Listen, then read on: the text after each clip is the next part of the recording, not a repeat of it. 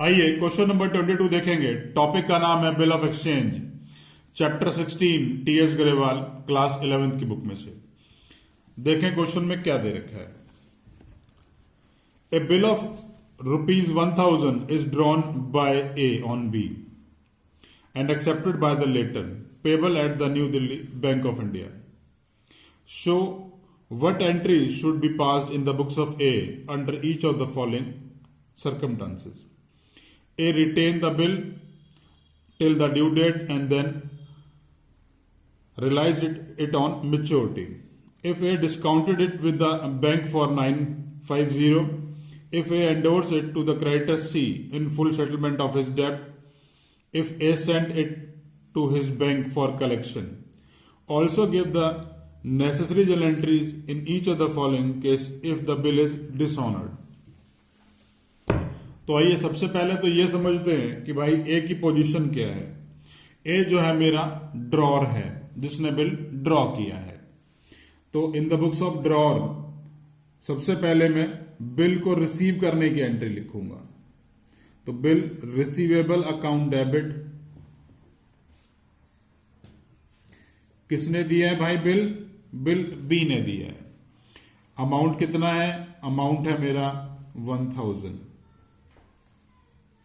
अब यहां कोई डेट तो दे नहीं रखी है तो इसलिए डेट नहीं लिखूंगा। बी आर रिसीव्ड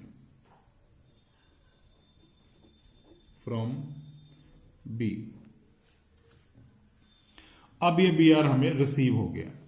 अब हमें डिसऑनर की एंट्री करनी है इन चारों केसेस के अंदर। जब पहले वाला जो मेरा केस है वो ये है कि बिल मेरे पास ही है मैच्योरिटी तक।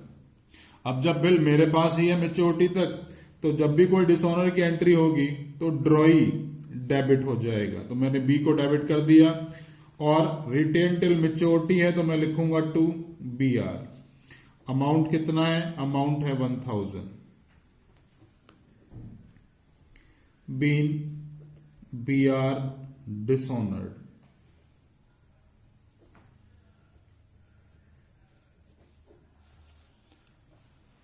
चलिए आगे चलते हैं सेकंड केस की तरफ। सेकंड केस लिखा था कि ये बिल हमने बैंक से डिस्काउंट करा लिया। अगर बिल बैंक से डिस्काउंट कराया है तो पहले तो उसकी डिस्काउंटिंग की एंट्री आएगी। तो एंट्री हो गई bank account debit, discounting charges account debit,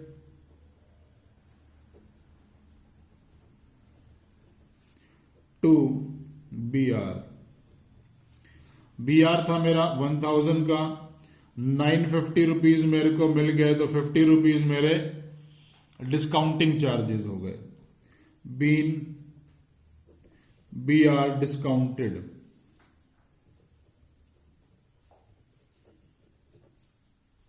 from bank. अब डिस्काउंट कराने के बाद हुआ क्या भाई? वो डिसऑनर हो गया।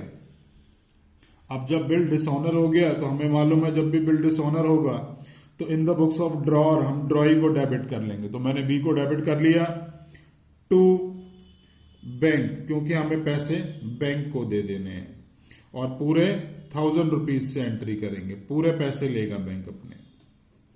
बीन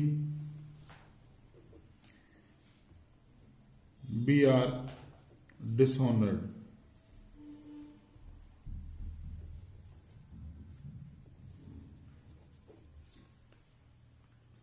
चलिए थर्ड केस की तरफ चलेंगे। अब थर्ड केस में क्या करा? हमने बिल अपने क्रेडिटर सी को एंडोर्स कर दिया। जब हमने जो है अपने क्रेडिटर सी को बिल दिया होगा तो एंट्री क्या हुई होगी? C debit to B R. Being bill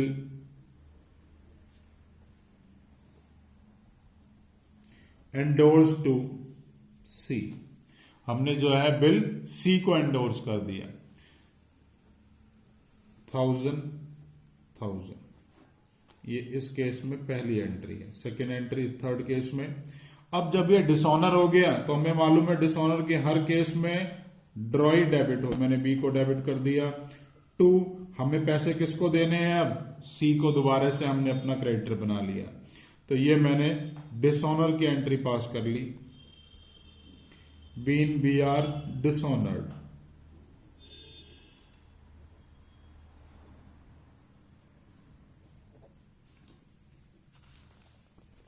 चलिए फोर्थ केस की तरफ चलेंगे।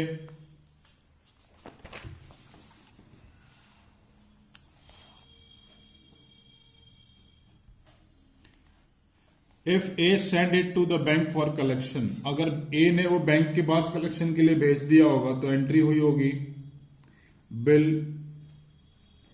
Send for collection,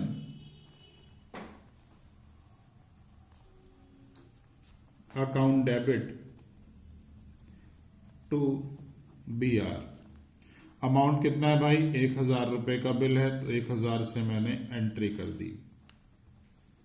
been B R sent to bank for collection.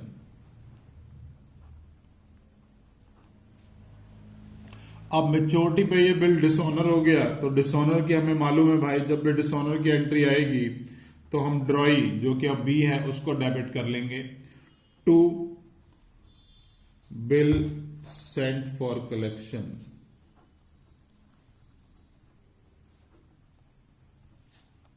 Amount आ गया 1,000।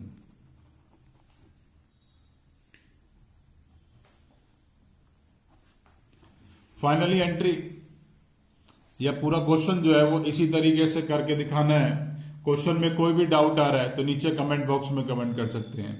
वीडियो अच्छी लगे तो लाइक बटन जरूर प्रेस किया कीजिए, और अगर इस टॉपिक के ऊपर मेरा वीडियो लेक्चर नहीं देखा है तो प्लीज उससे भी जरूर देखिए। उसको देखने से ये सारे कॉन्सेप्ट हमेशा के लिए क्लियर हो जाएंगे।